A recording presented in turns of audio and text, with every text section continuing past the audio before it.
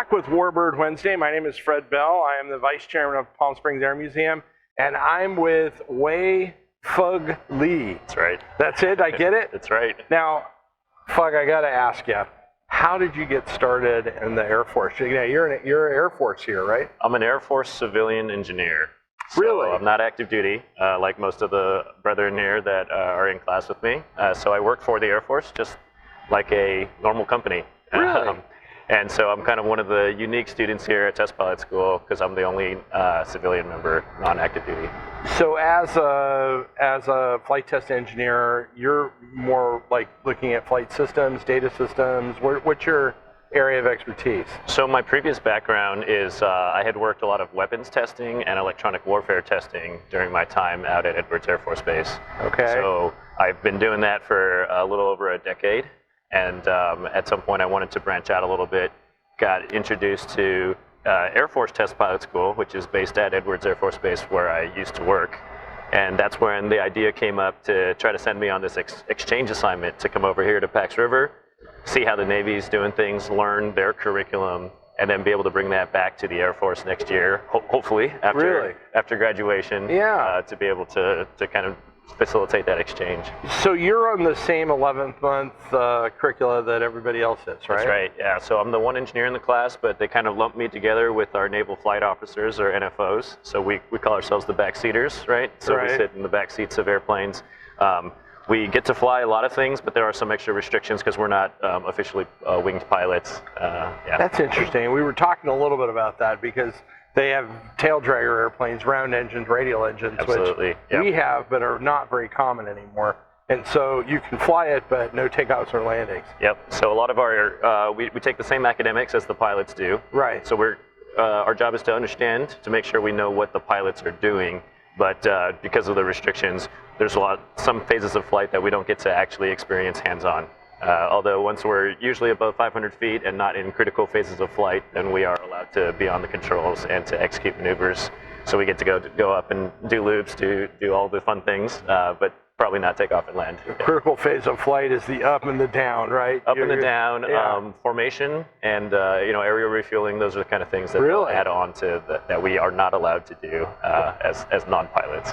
But come on, this has got to be fun, right? Absolutely, yeah. So I have to take a step back every once in a while and realize that I'm a civilian working for the Air Force as any other engineering company would, but sometimes my office happens to be in the backseat of a jet airplane, taking it supersonic, pulling Gs. That's a pretty unique opportunity that I don't think many other civilian engineers are getting.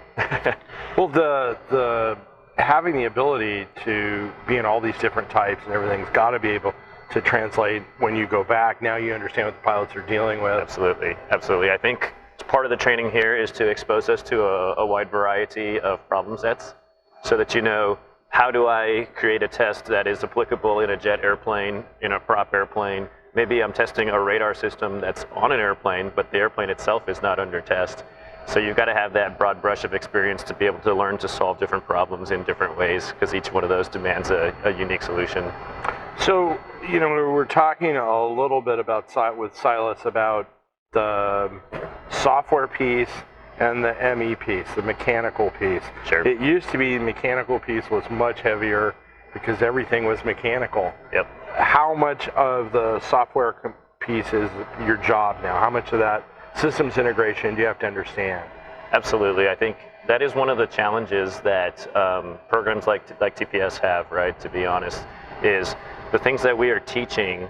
I think one of our instructors uses the terms well-bounded problems, right? If I put this much stick force in, the elevator on the airplane does something and I get a certain amount of turn or G's out of an airplane.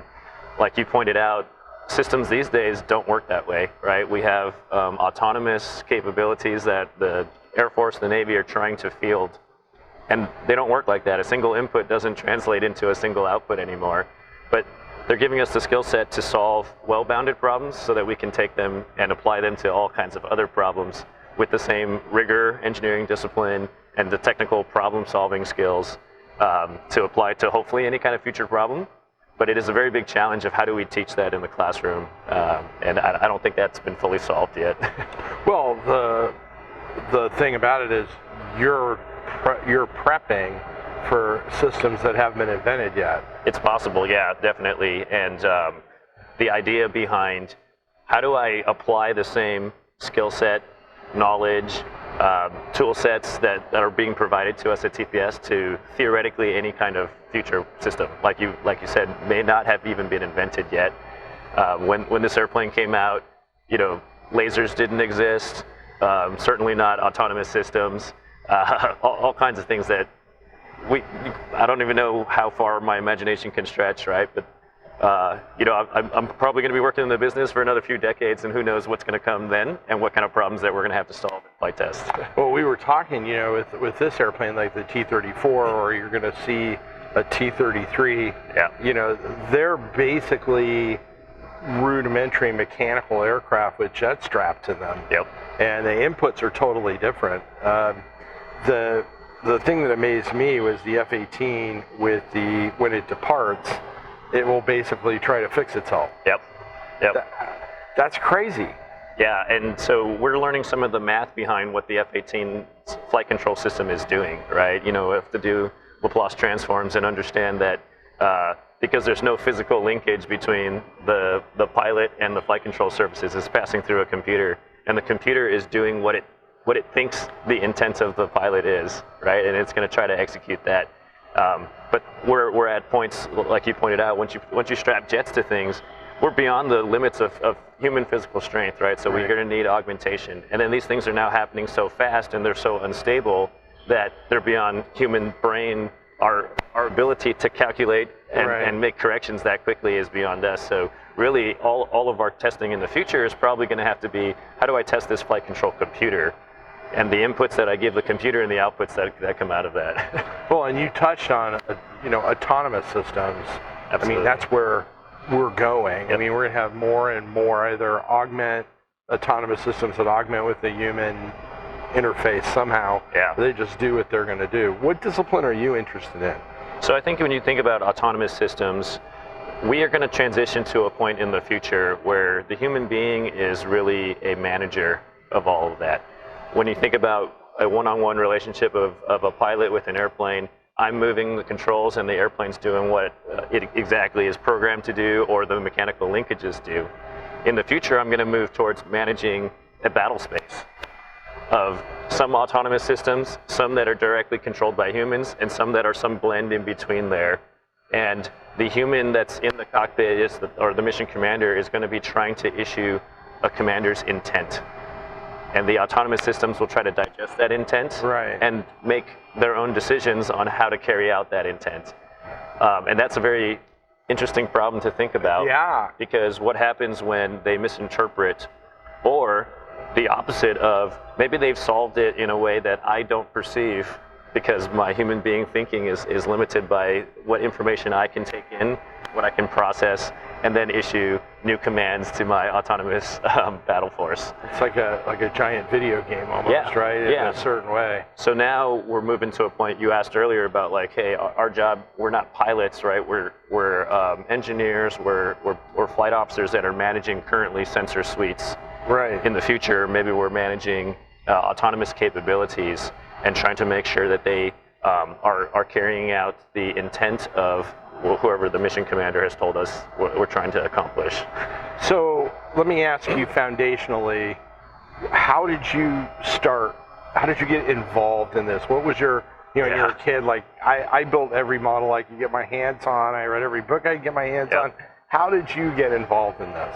I think like you, like probably many of your viewers, we stare up at the sky a lot, look at airplanes. So I was born in Taiwan. So I moved to the United States. I grew up in Southern California, so an airplane brought me over to the United States when I was 4 months old. I don't remember it, obviously, but we had family, so we were flying back and forth a lot. All the summers we'd fly back there. And I'm one of those kids that stares out at the wing of this giant 747, and I'm thinking, hey, what is that doing, right? Why? Watching that wing move, right? Why does that piece of the wing move? And then you kind of think like, hey, when I hold my hand out the window of a car, I feel some pressure, some force, and then all of a sudden the airplane is turning, right? And then I remember as I got a little older, and then we went from like 747 200 models to 400 models, like, hey, why does this wing all of a sudden have a bend at the tip, right? Right. And that is going to kind of awaken your early curiosity into aerospace engineering. My uncle was an aerospace engineer. He worked for Honeywell for many years. My dad worked in sales, but he'd have to go to the airport and pick up clients, and I'd go with him. And that was back in the day where you could just walk to the gates and look outside, stare at airplanes taking off and landing. And you have that curiosity. You have to wonder, like, hey, this thing weighs many tons, right? How does it fly? It blows your mind to think that something that weighs hundreds of thousands of pounds can fly at hundreds of miles an hour, 40,000 feet across the entire ocean. So that's where I got my start. So then when I was coming out of high school, I had a couple paths to choose, right? At first I thought I wanted to go to the Air Force Academy. Yeah. So I went for new cadet orientation. I was all ready to go, and I realized that, hey, I don't think the active duty life is for me. Right. So I went to study at UCLA, got my aerospace engineering degree, and just stumbled into it. And then I've been doing it for 15 years, right? Wow. Moving around to various different jobs. But you're at the cutting edge. I mean, Yeah, so- Edwards is the cutting edge of flight test. That is certainly from the Air Force and a lot of the allies that we work with. Every new system is coming through Edwards Air Force Base at some point, right? So it was just announced that the new B-21 is going to be rolling out soon. Yeah. In the December timeframe, and it's going to come out to Edwards for its flight test program. We did the same thing for F-35. We did it for F-22 back then. I remember one of the early documents I found at the F-16 squadron where I was working was the original YF-16 test report from 1974, I believe, right?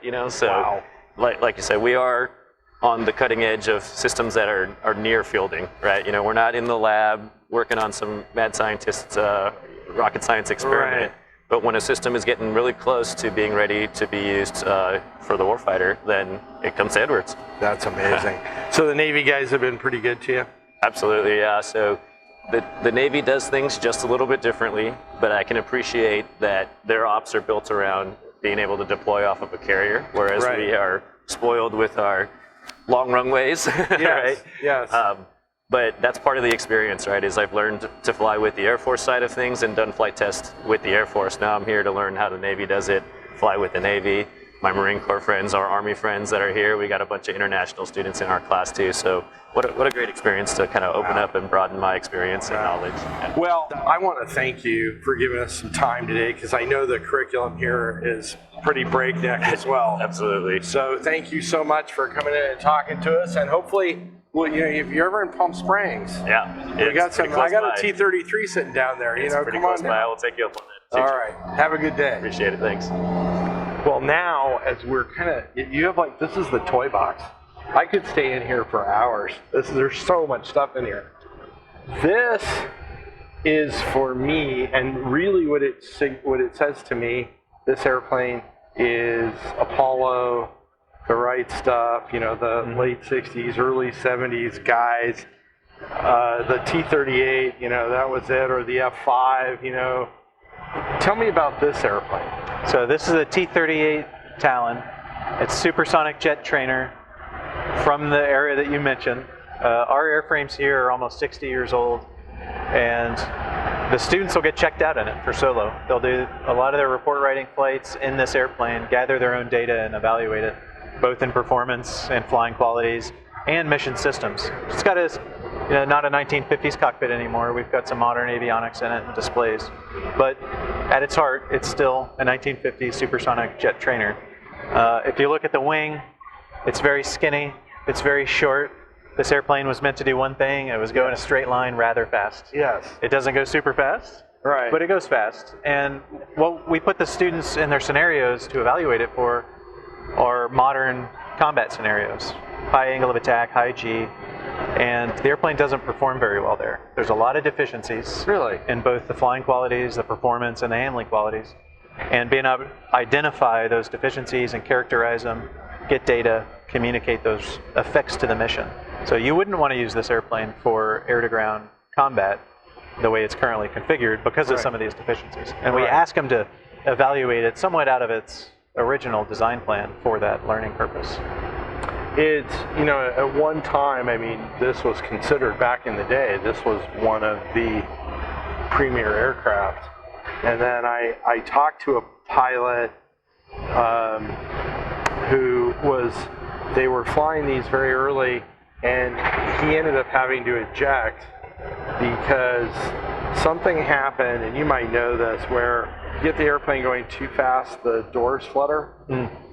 And they couldn't figure that out early in the test phase, and the doors open, and he was the only guy that survived to tell them about it, that he could tell them what happened.